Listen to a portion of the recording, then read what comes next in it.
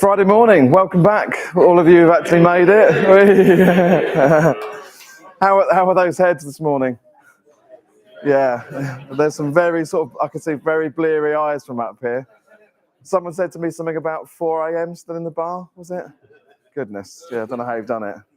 So we've made it through to Friday. It's been a fantastic LTSMG 23. Thank you all for everything that you put into the event and to the community.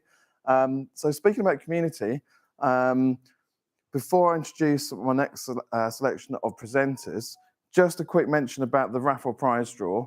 So we've got a big bowl down here for you to drop your keys. No. To drop your cards into. So just a quick reminder, if you haven't put your raffle card in, please give me a wave. I can come and grab it. There's a bowl down here. So we'll be doing the raffle prize draw at the very end of this morning's presentations for fantastic selection of prizes, very generously donated by our sponsors. So it leaves me to hand over to our first set of presenters this morning. Ifat Chowdhury, who you may well know from the What If podcast, is going to talk to us about equality, diversity and inclusion. And Ifat's got a couple of guests with her as well. Ifat, please. Thank you.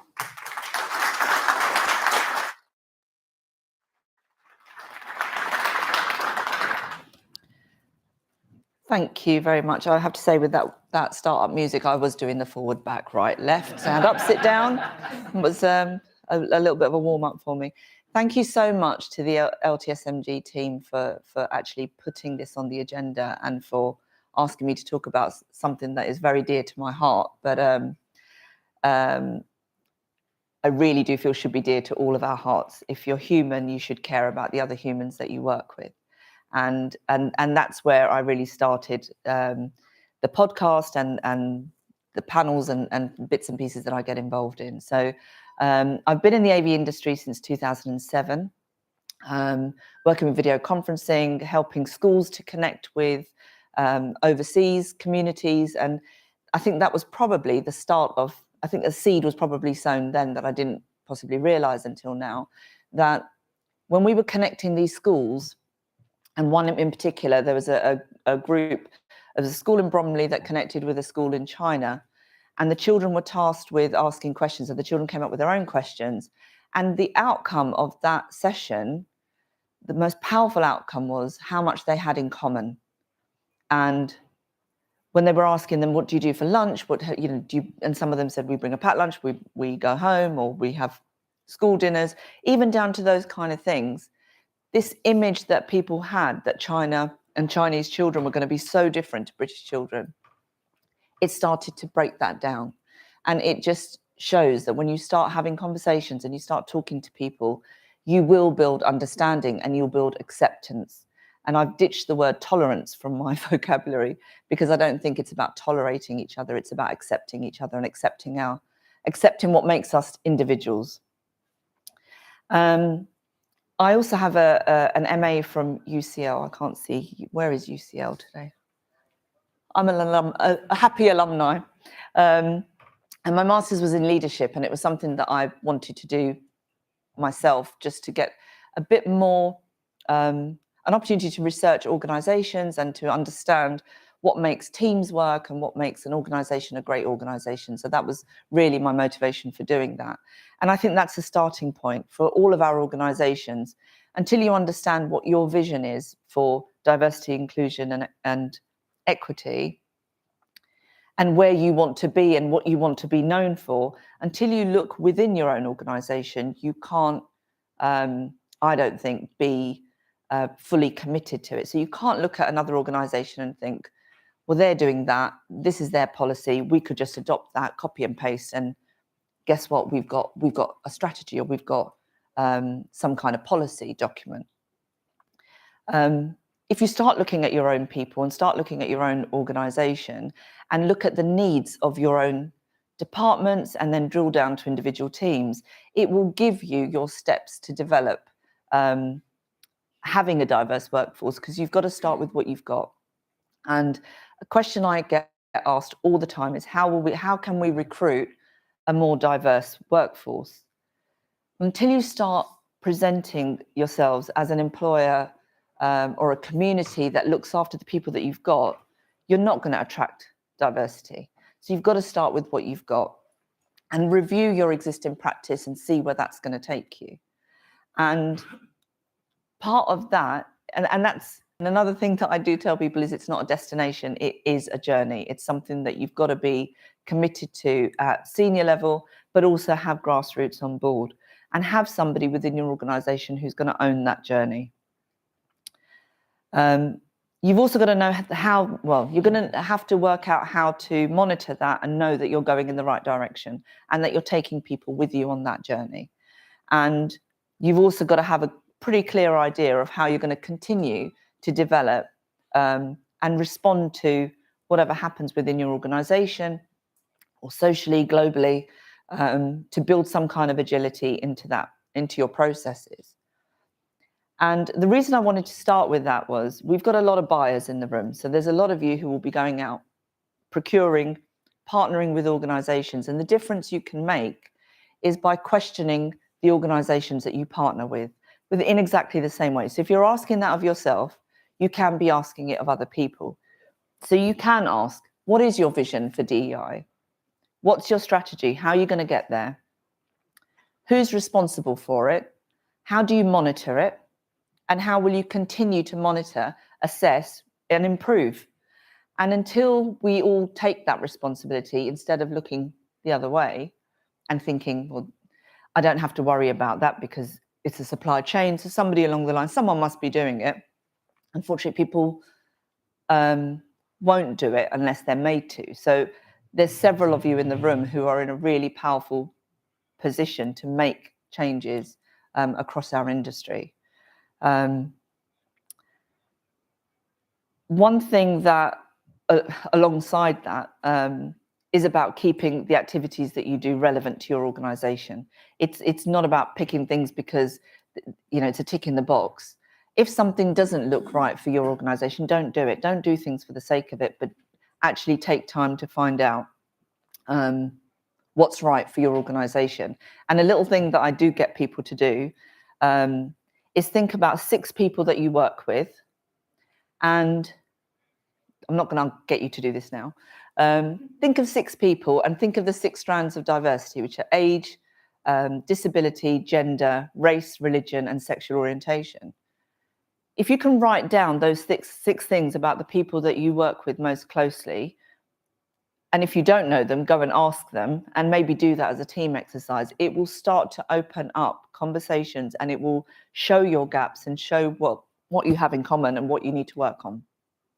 So that's a really simple task to do. And in practice,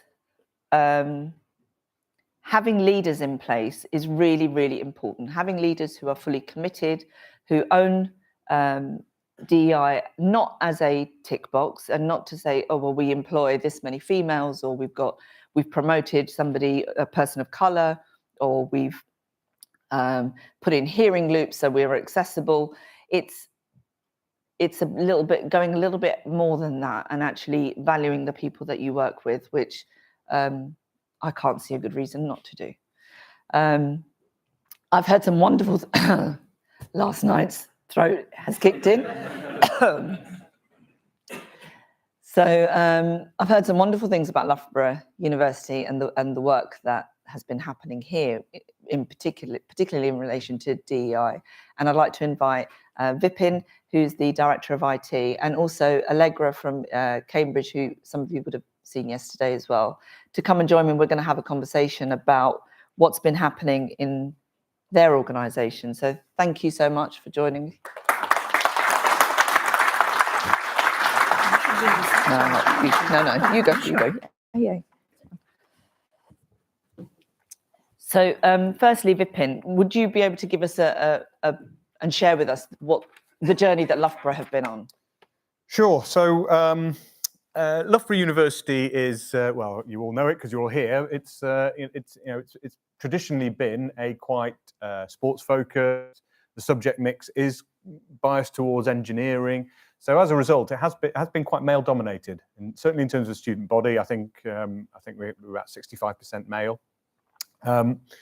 And there have been over the years a number of initiatives around EDI and around improving the diversity, both of the student body, but also of the staff as well, and the culture within the organisation. But there was a bit of a step change about a year and a half ago when our new Vice Chancellor started. So we had a new Vice Chancellor, a new university strategy, and that pulled diversity from the sidelines more into being, right, this is a core strategic central concern. And a marker of that is the fact that we've now we've got a Pro Vice Chancellor for EDI. Brilliant. So we've got a Pro Vice Chancellor for research innovation, we've got a Pro Vice Chancellor for teaching, and we've got a Pro Vice Chancellor for EDI, and that's it. Those are our 3 Pro Vice Chancellors. And I think that tells you something about how seriously the university's taking it. And that is, it's relatively early, but certainly Charlotte, who's come into the Pro Vice Chancellor role, certainly one of the things that she's been able to do now is start to build some critical mass, because there are a lot of different initiatives happening around the place, a few different networks, a few different groups who are thinking, who are working in this area. But she's started to bring it together, so it's much more coherent and hopefully powerful. But time will tell. Within IT services at Loughborough, it's I guess the timeline is slightly different. So like lots of IT departments, we skew heavily male. We're about 80% male, 20% female. We had the university had a staff survey a few years ago, and in that there were some quite unsettling results that came back from that for IT services specifically, whereby women who were filling in the survey felt less engaged, felt it was a less good place to work than the men who were filling in the survey, which, as I say, was uncomfortable reading, seeing that. Certainly as the director of the department, that's not something you particularly welcome. But we had to acknowledge it. It was there in black and white in the survey results. So we did some work. We had some focus groups where we tried to dig into it a little bit more. Obviously, I'm just talking here about gender as being the starting point. Yep. But that was, we talked about the different strands of EDI. That was the first strand we started tugging at, really, because that was the kind of most obvious one, yep, if you like. And those focus groups told us some even more uncomfortable truths, that the women in the department didn't feel like it was necessarily the most welcoming place, the most supportive place to work as a female working in IT, and I don't think that's all to do with just the numbers. That's not just to do with the fact that we've got a predominantly male environment. So again, that's something we have to acknowledge, and then figure out what we do about it. And the approach we've been taking is not to fixate on the numbers, so not to fixate on what percentage is, and what percentage of shortlists we're getting as female or diverse in other ways, but more to concentrate on the culture, how it feels to work in IT at Loughborough. Because if we can make it a more supportive, welcoming, collaborative environment, then the rest will follow, I believe. But that's the first thing to do, is to address that culture and to make it palpably different for people who are working in the IT team, or indeed want to work in the IT team, looking to move across. And so we've done a few things. We're very much, as I was saying to you earlier, we're very much on a journey here. We're a long way from cracking this. But and as I say, we did start with gender as being the priority.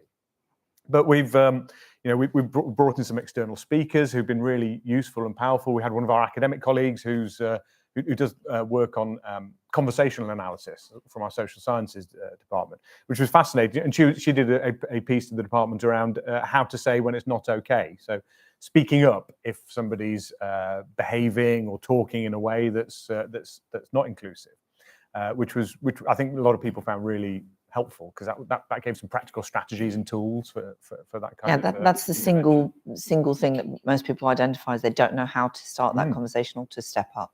It's really hard. Yeah, it's very hard. People, it's putting your head above the parapet, and there are power dynamics in play often if you're in meetings particularly with senior people. We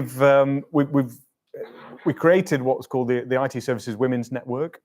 Or I should say, the women in the department created the IT Services Women's Network, which has been a really successful initiative, whereby it's been entirely led by women around the department, and they've used it as a way to kind of mutual support and a way for colleagues to support each other.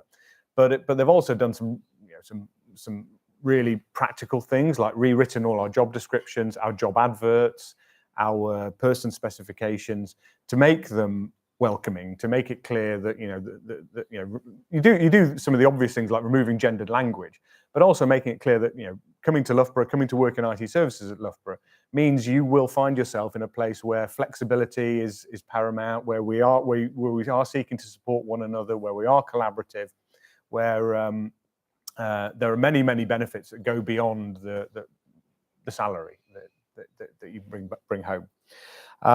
We're using that network to publicise opportunities. So one of the criticisms that we had was that sometimes it wasn't always obvious when opportunities came available, and some people felt it might have been a bit of an inside job or a stitch-up when people got roles. So making it absolutely transparent every time there's an opportunity, creating opportunities for secondments or other ways to get involved in other parts of the department or other parts of the university, which again people value. And linking the Women's Network into our senior leadership team. So on a regular basis, they come to the senior leadership team, and we'll talk about the issues that are coming up and what we can do about them. And that's also led to some other things. We had some workshops which were facilitated by our HR team, where we brought together all the line managers in the team with the Women's Network to have, it's called Gender Conversation. So, we were talking about some gender issues, but it went way beyond that. We ended up talking about all kinds of aspects of diversity. And a lot of the things that I've been talking about that we've been trying to do around gender clearly apply across all the different dimensions of diversity. And so even though that's where we started, I think it is starting to grow.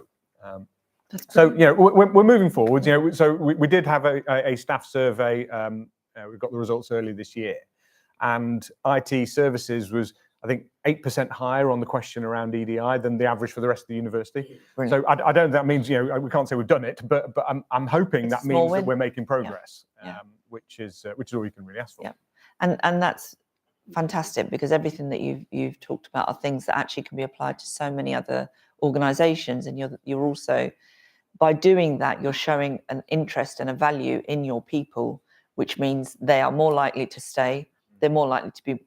They'll be more productive because they feel valued and and heard.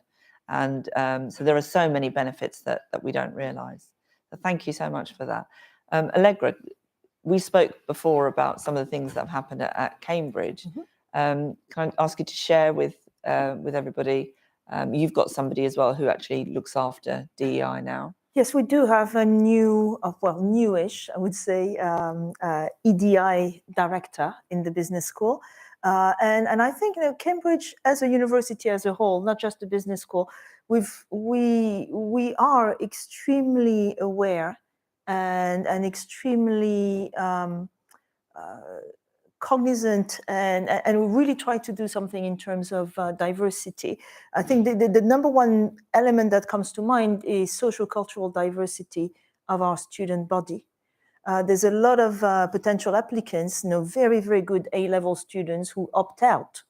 And just they don't apply because they believe that Cambridge may not be the right place for them. So the colleges are doing a lot of outreach initiatives going into schools that may not regularly send students to interview in Cambridge, and really make sure that we are on their radar and that they realize that we are actually quite welcoming as a community. And it's kind of a complete shift in terms of image, because Cambridge, unfortunately, sometimes still has this image of being extremely traditional, extremely stuck in traditions, and elite. So an elite, yes. However, we try as much as we can to expand the student body and also staff and faculty.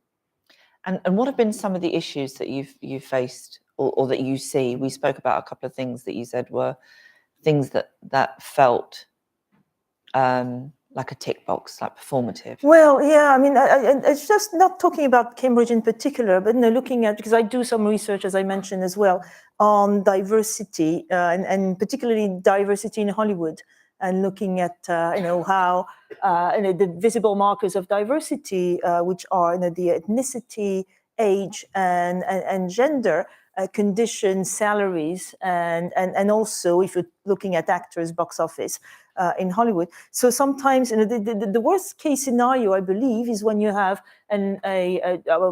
personally, I've moved away a little bit from EDI or DEI because it's May the 5th, and I know I'm like one day late. I tend to talk about JEDI more. So justice, equity, diversity, and inclusion. And sometimes in organization, it's very much performative. So we're going to do things, we're going to say, hey, today is whatever, this particular religious holiday, Mazel Tov, it doesn't go beyond this. And the same for mental health. I mean, we had this conversation about mental health before.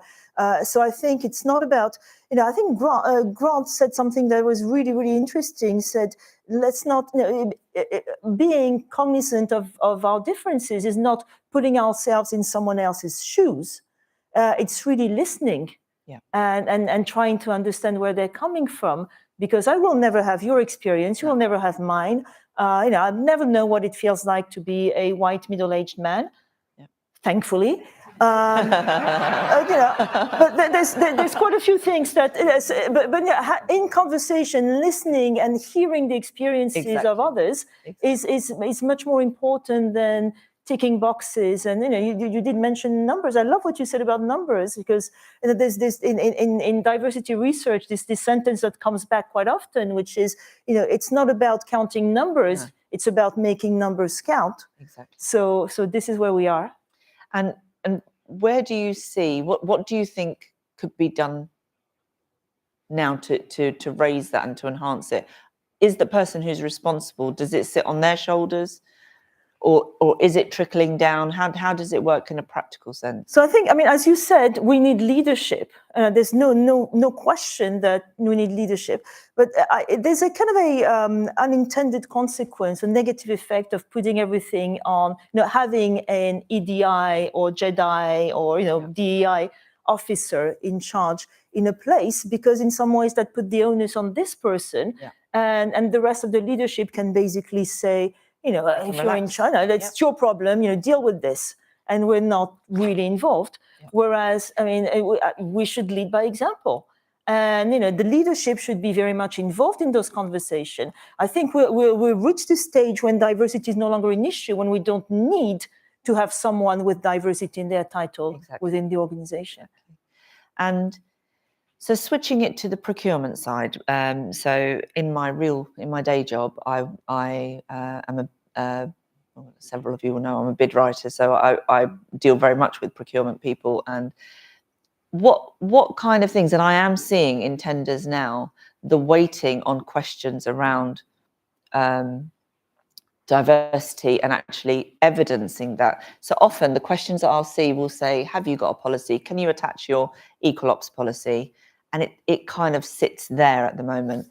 No one's drilling down and making it really count. And how would you feel about asking those questions? Because it's fine if you're doing that as an organization, but if you're then partnering with an organization that doesn't have the same ethics, I'm going to say,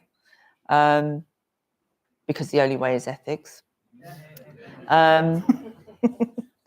How would you feel about that filtering out? Is that something that you've started to do at Loughborough? So we're starting to do that, but it's still very early, and I think we've got a long way to go for it to become a central concern, I think, when it comes to procurement. But we've seen it happen with things like sustainability. Yes. Where that has moved from being on the periphery to being something which is really important. Yeah, I see tenders now where 10% is given to sustainability, and the questions are really challenging. Yeah, absolutely. So yeah, and it's seen as as you were saying, it's seen as a buying organisation's responsibility to ensure that the people that they're dealing with and buying from, it's all part of the same picture. It's not somebody else's problem.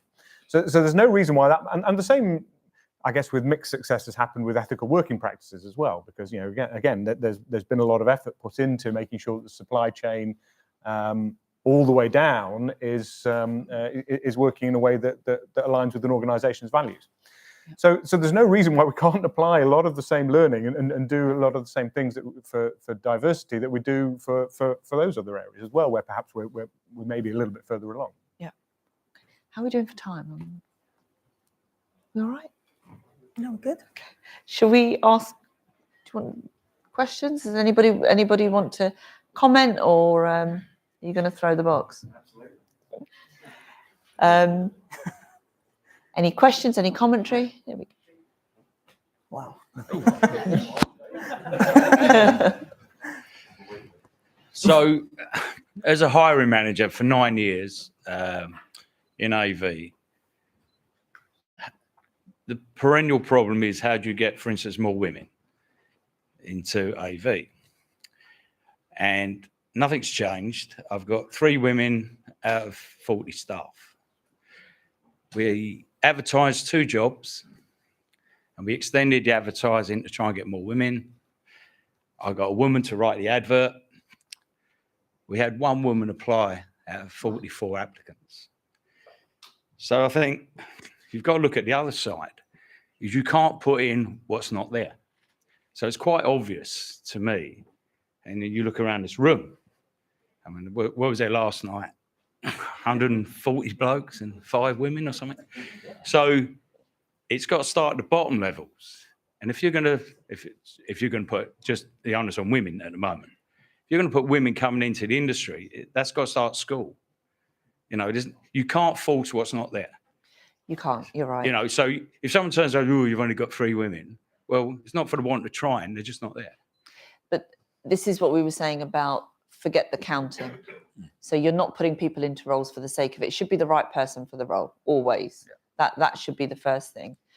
I think there are ways to champion the 3 women that you have got and to include them more in your publicity, to kind of to put it out there that this is a welcoming environment. It's an environment where women can, they'll be invested in terms of their career progression or whatever it is. Tell the stories, get those women to be the champions, and it will come. And I'll give you, it's not a women example, but in our organization 2 years ago, we took on somebody who is capital D deaf. So he literally cannot hear anything, and we have to have an interpreter to work with him. The shift at work, within a couple of months of him working, everybody was offered BSL, basic BSL. The commitment to him and the feeling amongst staff, we've got a really low turnover of staff as well. But the buzz around that, where people felt, and we were doing those sessions, we selected AM, PM, it ran across 8 weeks. We did 6 sessions with a BSL interpreter, and it was all in the working day. So it wasn't, here's something you can do in the evening or at the weekend. It was factored into our 9 to 5s. So there are things you can do that will make other people feel, and you'll find your own staff will start recommending other people. So if you're championing those women, a lot of you will have brought people into your teams through referral. We've all done it. Somebody who said, do you know this person? It's not always necessarily about the job advert. It's the messaging that's going around it. So I do think we can do more with the people we have if we champion the people we have. But it takes a bit of time to really dig in and find out whatever the diversity is, whether it's gender, whether it's a disability, whatever, that will have a domino effect. Can I add very quickly something to this? Because now the hiring process, and I do agree that if you don't have the role models in the organization, I mean, it's difficult for women or other minority groups to apply. But this is just the first step. And we have to be extremely careful in our organizations as well. There's been a lot of research saying that the women in general, they're basically tasked with the non-promotable office housework. So organizing birthday parties, doing the raffles for the retirement of so-and-so, whereas men tend to volunteer or being offered glamour work that leads to promotion, like shadowing the CEO, doing those type of things. So we have to be extremely careful, because as women as well, I mean, we tend to be nice citizens, right? We tend to be quite happy to help in some way. So we have to be extremely careful about the nature of the task we give our teams and making sure that we're aware of those unconscious biases in task allocation. And creating those opportunities is really important. And it goes back to that old adage: you can't be what you can't see. Yeah. And so if be it young girls or be it disabled people who are thinking about careers or whatever it is, if they don't see people in those kind of roles, or they don't see people succeeding or being celebrated in those kind of roles, then why would they think about that as a career or even consider it? And that the same is true across lots of different areas. I mean, I know academia's struggling with this through STEM, and is doing a lot of work to promote STEM subjects to a wider group of people. But it is true, as a hiring manager, there is only so much you can do. I mean, and we find the same, in the wider IT world, if we're recruiting to, say, I don't know, a network engineer post, then with the best intentions in the world, we will almost always end up with an all-male shortlist. So as we were saying, I think if we can create those opportunities for people of all kinds to succeed and to be prominent in succeeding over time, it's not going to happen overnight, but over time, then more women will, or more whatever characteristic, will see it as a viable career choice, as a desirable career choice, and hopefully that will come. But there's no quick answer there. Any other questions? There was I think I mentioned to Marcus a couple of days ago, there was something I saw on Instagram, which I was just going to finish with, where somebody had posted a little picture that said, we welcome diversity here as long as nothing changes. So that's something that I hope none of you believe in, because it's change that we can all make as individuals. Shouldn't, as you said, shouldn't fall on one person's shoulders. So something we can all do. But thank you so much. I think we're out of time. Thank you. Yeah. Thank you very much. Thank you for listening.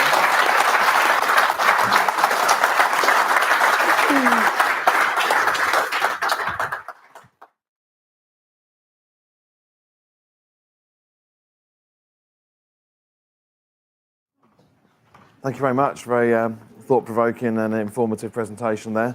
I think it shows we can all be more Jedi. I think that's a great takeaway. So next we're going to hear from a couple of ladies from a partner organisation of ours, the Institute of Sound Communication and Visual Engineers. I'd like to welcome Ros and Sarah.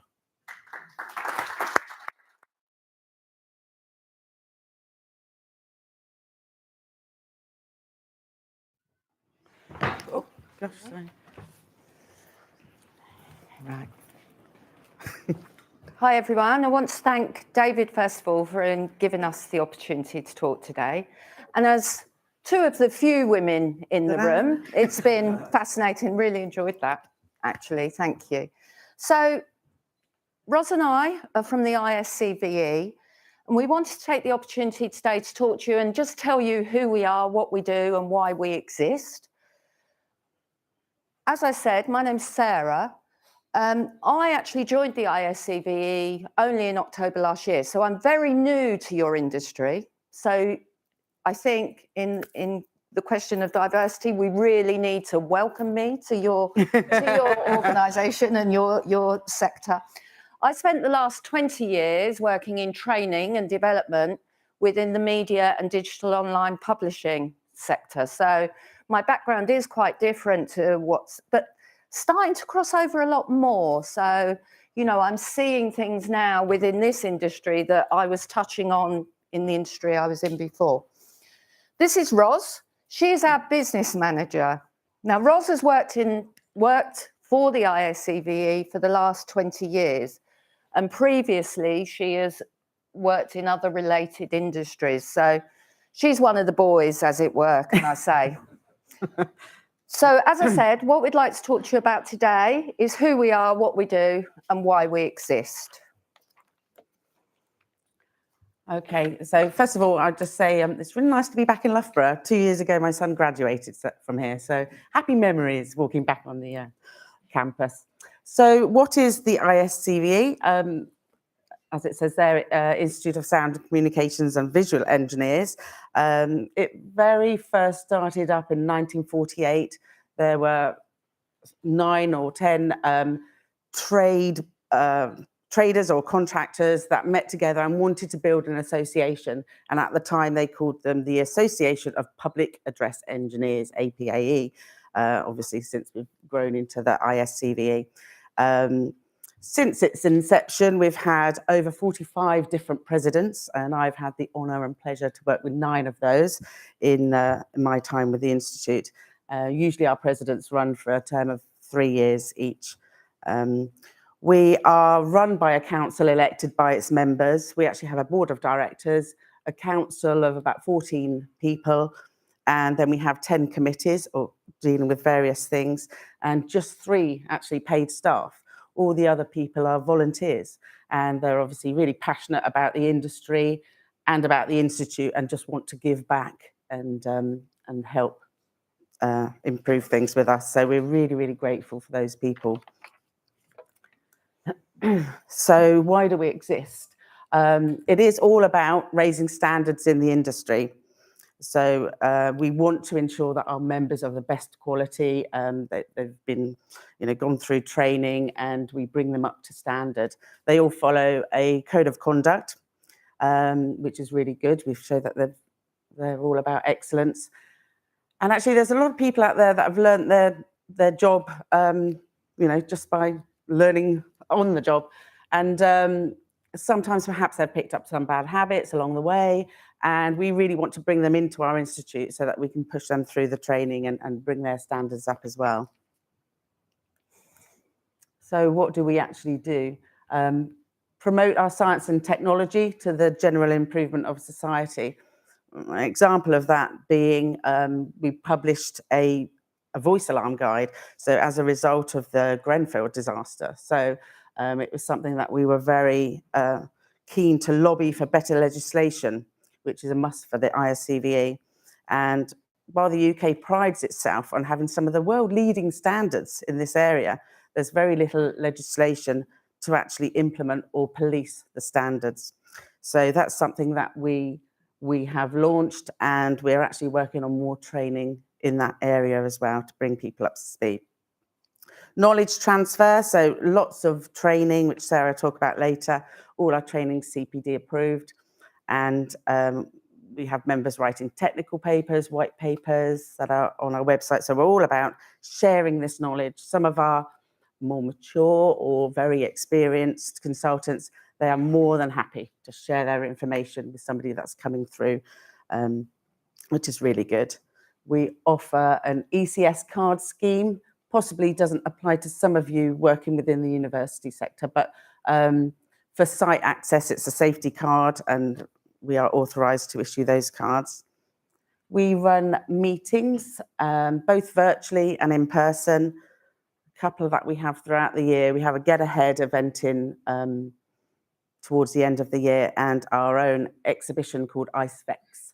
And that's open to anyone and everyone to come along. So hopefully you will look out for details of that at some point.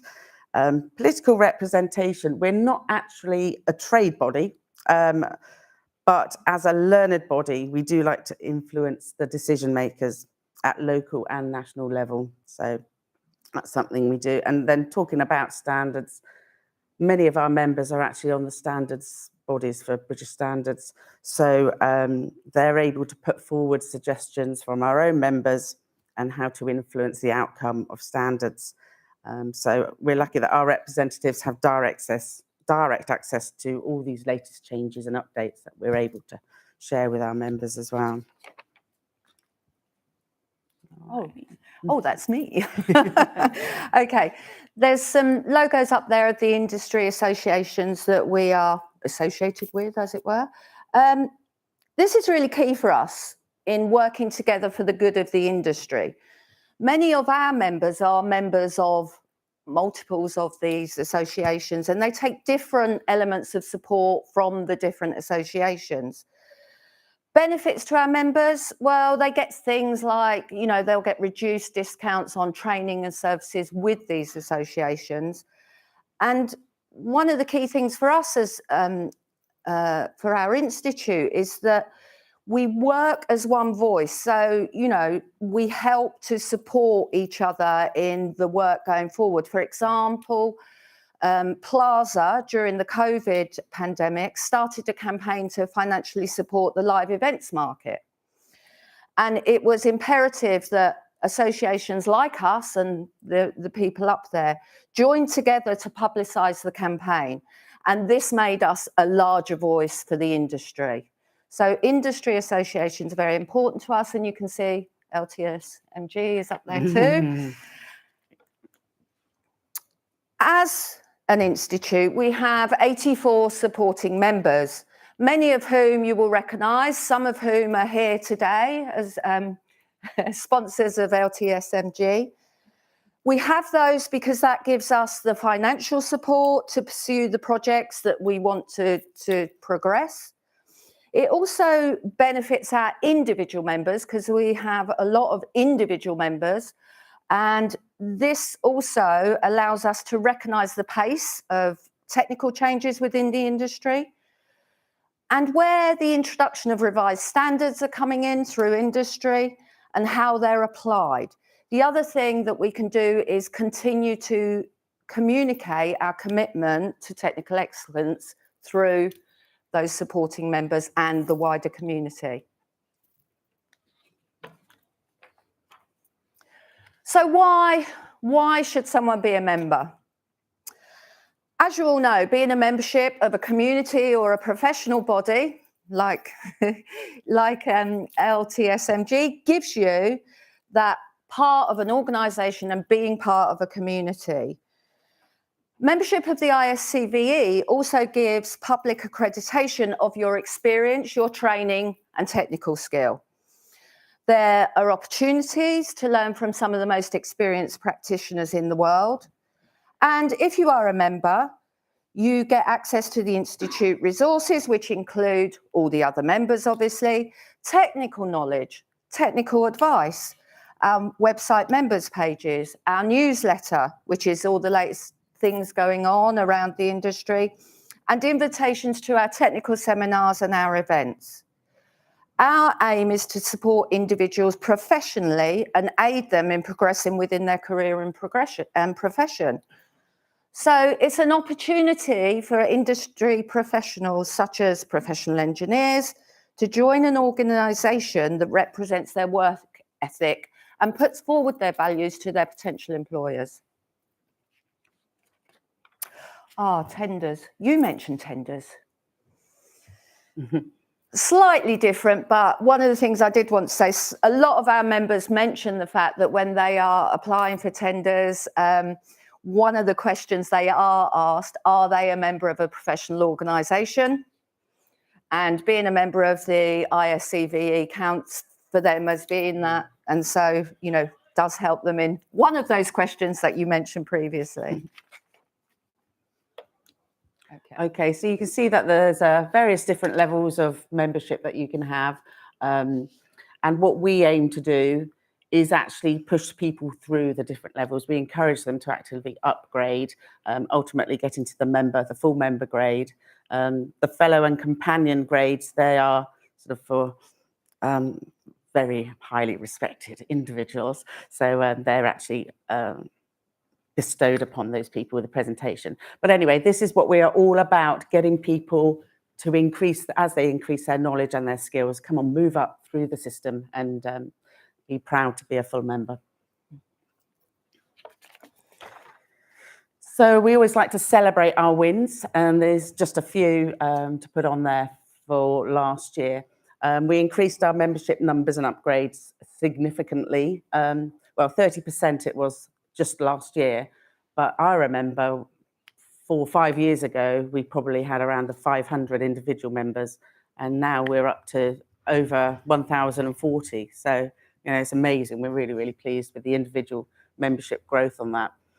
With the lifetime service membership, we implemented that for any of our members that were over 66 years of age with 21 years of membership, and they were chuffed to bits that they actually, you know, didn't have to pay anymore.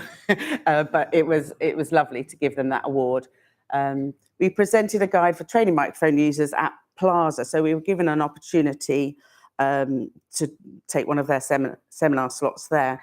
And this guide for training microphone users is all about anyone that is having a certain level of standard put in for anybody that is using a microphone and doing an announcement over a system. We're actually really, really chuffed to bits that it's now cited in the British Standards BS 5839 Part 8. So it's like, yeah, we've got to mention in that British Standard. And what we're now working on is actually, Sarah's working on the training to deliver this out to people like Network Rail and stadiums, airports, those sort of staff there. So that's really important for us to work on that. What else is? So we set up an AV committee, especially to represent people from the AV sectors, because historically we had come from a public address sort of industry. Now we have more and more people from the AV sector that have joined. So we really wanted to make sure that they were well serviced by what we provide. Also, this is just an example of some additional resources that we've got on our website. People wanted, our members asked for, you know, have we got any templates that we can use for this? So obviously we try and have a portfolio of useful documents. And also we became an operational partner of Together for Cinema, which is a charity that they provide and install AV equipment and cinema equipment in children's hospices. So if any of you ever have any free equipment knocking around you want to donate to Together for Cinemas, feel free. Something Sarah asked me not to put on the slide, but I do actually want to say that one of our wins for 22 was getting Sarah on board. So it's early days. Yeah. But she obviously brings a wealth of knowledge and enthusiasm and skills that we're really chuffed to have. Okay, so some of the stuff that we're working going forwards. Yeah, so there are still some things that we are working on, which is our application to the Engineering Council. So, you know, they like to do things slowly there, but we are still going through the process of applying for that, so our members can actually be members of an internationally recognised qualification. So that's really good news. We're waiting to hear of their decision on that one. We've implemented a good audio charter or sound charter, which is actually having a level of standards in places, public places like restaurants, cafes, bars, and those sort of places. People can actually enjoy the sound around them. So getting certain guidelines in place there. So we've got a working group on that. We've got our Get Ahead event scheduled for October, November time, which is giving our members all the very latest current topics. We want them to get ahead of their competition out there and be in the know. Charitable status, that is something we've been looking at for a little while now. It's something we're definitely going to do, but it's we don't want to do that until we've been accepted by the Engineering Council, because it means changing our governance documents. So we want to get that through first, and then we become a charity. We're looking at the making our website pages a lot more informative on the industry apprenticeship standards. So whether it's for apprentices that want to find out more how to go about it, or companies that want to take on an apprentice, we want to be the sort of go-to site where they can be redirected or find out what they need to do to pursue that. And many of these initiatives that we come up with have come right from our membership, and we do listen to what they're saying, we listen to what they want and what they ask for, and we work hard to really deliver those, and I think they're quite chuffed to see the results coming to fruition. So this is the area I've been taken on to develop. We have available to our members and non-members training in the following categories. We've got 18 different courses within these categories, and I think the job that I've got ahead of me is not only creating the new content because of the technology changes, but also keeping it all up to date. So all of the courses are CPD approved, and we endeavour to work on getting every certification program that we can, so that something like the microphone users training, which is being written as we speak, will be certified in some form. Ross mentioned the ECS card. This has been a big thing for us, and I don't know how many of you will have come across it in the field of work that you're in, but we issue the ECS card scheme, administered by the JIB, obviously, but this allows sound and AV engineers to prove their identity, their qualified status, and their occupation. They have to take 2 assessments: health, safety, environmental, electrical safety and assessment. And we provide remote invigilated assessments. So what that means is, you know, these continue to be a great success because people can apply online, which they all love, do the assessment remotely. And as an organisation, it gives, you know, us access out there to further afield, both geographical and, you know, what people's access to information is. So for us, this is a great driver of membership also. This is our party. David didn't make it this year, did you? Yeah. My first time this year. It's a community event where anyone can come. It's not just about our members. And it starts with our AGM, which was interesting as a newbie, if you like. The annual networking dinner and party was fabulous, really enjoyable. And there was lots of networking going on. There were lots of talking and meeting and recognising people. So that was really fabulous. The following day, we have an exhibition with 3 seminars involved in that. So the key seminars are usually delivered by someone industry leading, hot topics again. And there's lots of opportunity to chat with people, meet with people, and find out more about what's going on. Mm-hmm. We're on the last one. I thought you'd just be interested to see the various sectors that come under our institute. So we've got the public address, we've got the CCTV and security, hearing loop systems or assistive listening systems, VA systems, and the AV system. So it's quite nice to see that there's a pretty even spread, actually, of what percentage of our membership make up those topics. So we have to be very mindful to serve all our members in all these areas, because, you know, we've got to be on our game. And actually, we've seen quite a change in the demographic over the past few years in particular. For example, COVID came along, the live events was hugely affected, and we saw people actually having to diversify.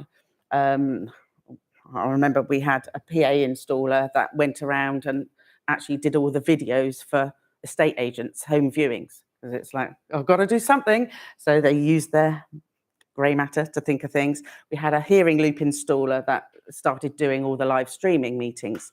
We had a CCTV manufacturer that started making medical equipment because of the shortage. So it was like, my goodness, they had to really think outside the box for themselves.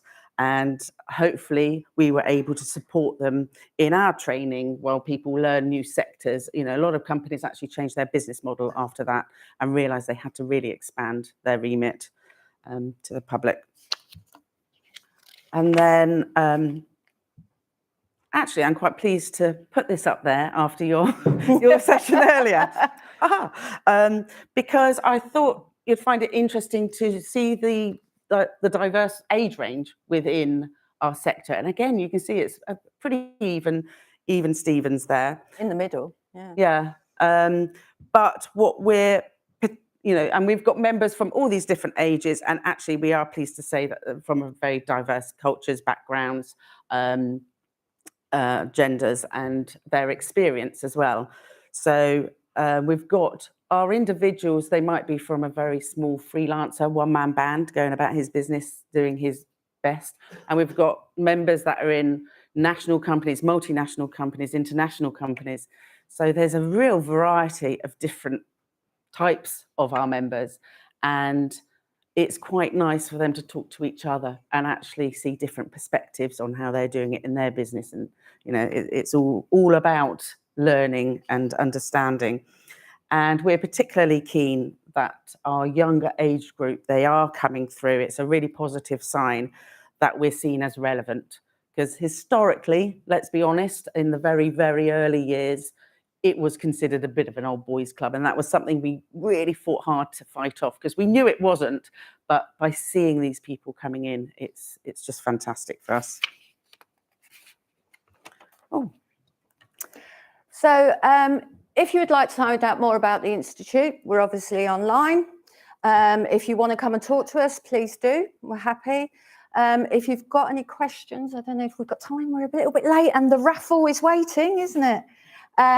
I'm Sarah Hall. This is Ros Wigmore. If you don't want to talk to us, the website's there. Thanks for your time.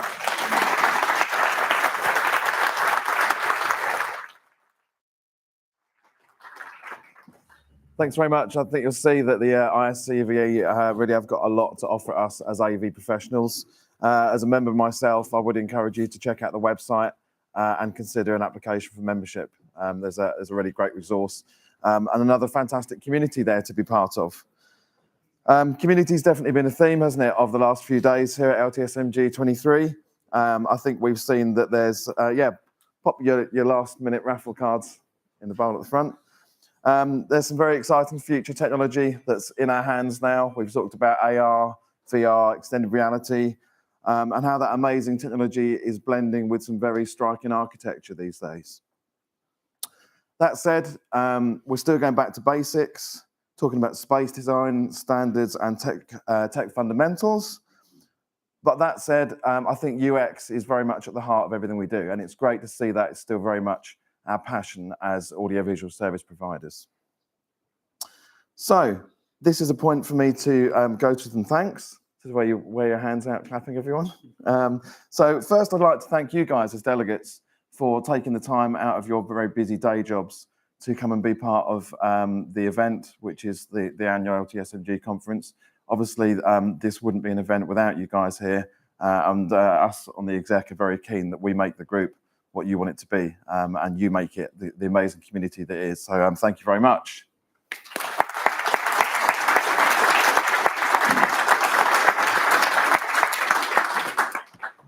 Need to say a huge thank you to our sponsors. I think almost exclusively they're all outside packing up the exhibition. I think we've had a fantastic exhibition this year. It's been our largest ever. Was it 45?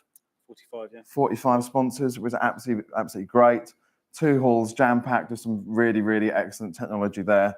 The sponsors are the guys who fund our group, and they give a lot to us in terms not just financial support, plenty of support beyond that, and obviously they've made some fantastic donations today for the prize draw. So a huge thank you to our sponsors.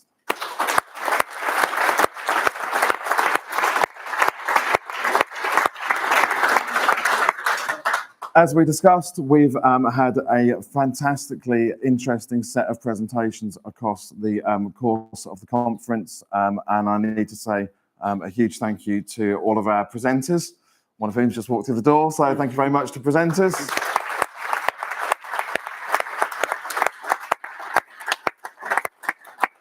And I think you'd agree that we've been treated to a fantastic venue here at Holywell Park, and also the 2 hotels we've stayed at.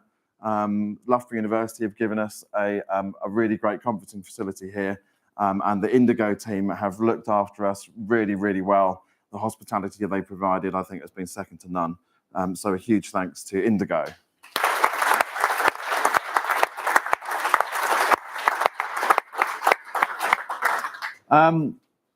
You know how it is with any conference, it would not be possible without the tech team. So, Quadrant AV.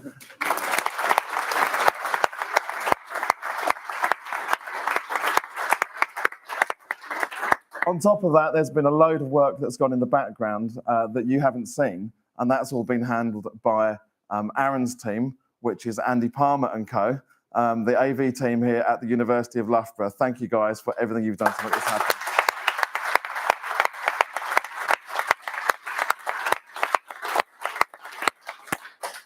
So finally, I just want to say thank you to my colleagues in the exec, because it's fantastic working with you. It really is a team effort between us.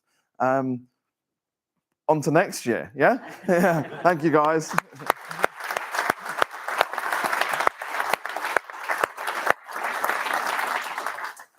I think it's raffle time. I think it's raffle time. Okay, so just goodbye to the people on the live stream. Thank you so much for watching online. It's great to have you part of us there on the World Wide Web. We'll see you soon.